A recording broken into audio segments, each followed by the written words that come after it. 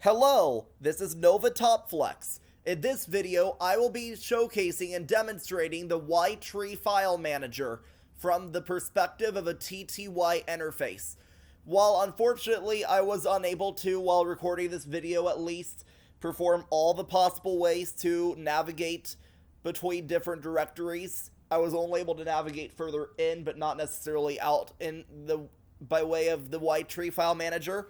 Hopefully, if you have anything to say, feel free to put it in the comments if you know how to navigate YTree any better than I do, like how you get back towards slash, how you can get to parent directories from child directories. However, I was able to do many other things. There are different modes you have available for YTree. You can change it to the ls-l type of interface instead of the ls-1. You might also have interfaces that look fairly similar, or you might think about the du disk usage command, or maybe the ps-aux. Now, this is actually a hex dump of a file. This is actually viewing the hexadecimal contents.